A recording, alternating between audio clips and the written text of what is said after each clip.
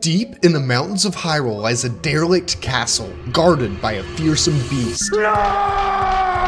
Who's recently been spotted in Zora's domain, stealing reekfish from the village. This fearsome beast, named Yeto, turns out to be a major chiller, for the most part, who's just making a Yeti-sized cauldron of reekfish soup for his sick wife. Hey, yo! As we roam the halls of Snow Peak ruins, carrying cannonballs, shooting said cannonballs at giant ice columns, and repeatedly switching back and forth to wolf, we unintentionally gather ingredients for one of the most delicious looking soups in fictional media history.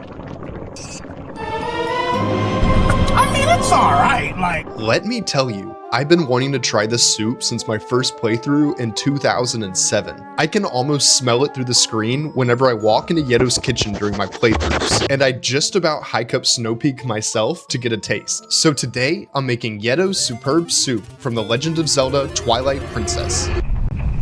Since I can't go to Orden Village to gather the ingredients myself, I ran to my local grocery store, which had canned pumpkin and goat cheese logs, which will do the job nicely. For the protein and base of the soup, Yeto uses reekfish, which can only be caught in Zora's domain. But since the reekfish is literally modeled after a Sockeye salmon, I went with that instead. For our veggies, I will be using the ingredients found in and around Yeto's soup and kitchen, including onions, carrots, might as well add celery to make it a mirepoix, and finally, potato. These ingredients will give the soup a lovely aromatic smell, and the potatoes will help thicken up the broth. A few other things you may need to add to the body of the soup are either chicken or fish stock, and a touch of heavy cream to help accentuate the cheesy flavor. To get this superb soup started, let's go ahead and season our reekfish. I am using Sucklebusters LPG, which works great on seafood and has a nice lemon flavor, but salt and pepper will work fine. Just make sure the entire fillet is covered. I like to season my protein and let it rest in the fridge to soak up the seasoning while I chop my veggies, so that's what I did. And when I say chop, a simple rough dicing will do great in this soup, giving it an awesome texture and appearance when served. It's likely that Yeto isn't too gingerly with a cleaver either, with giant whole chunks of veggies and fish visible on top of his cauldron, so I'd say it's more accurate.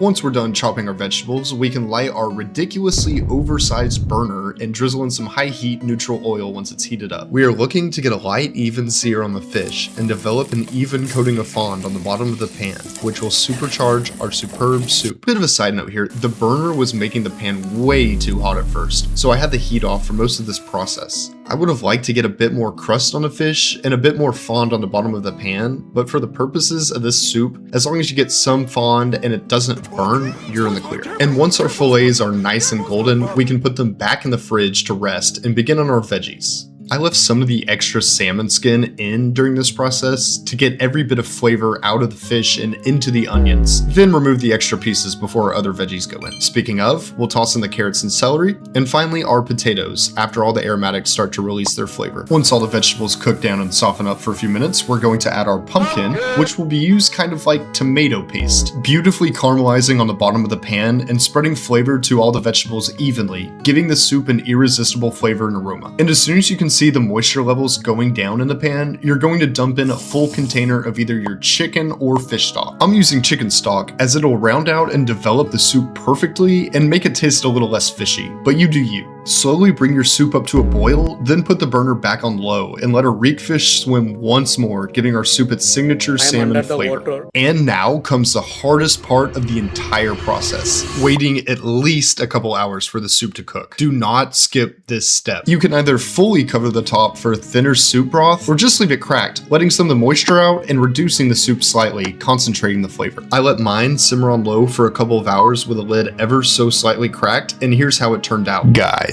the smell of this soup is exactly how I'd imagined Yeto's kitchen to smell, minus Yeto maybe. Make sure your burner's still at its lowest setting before we add our Orden goat cheese, which melted down beautifully. And finally, our heavy cream, giving this soup a creamy texture similar to chowder, and how I'd imagined Yeto's would appear and taste in its final state with that entire wheel of Orden cheese he tosses in. And just like that, our superb soup is done. For garnish, I just sliced up some green onion and threw on some extra goat cheese that I had lying around. But I'm not gonna wait any longer than it takes for this spoon to cool down, so let's give this a shot.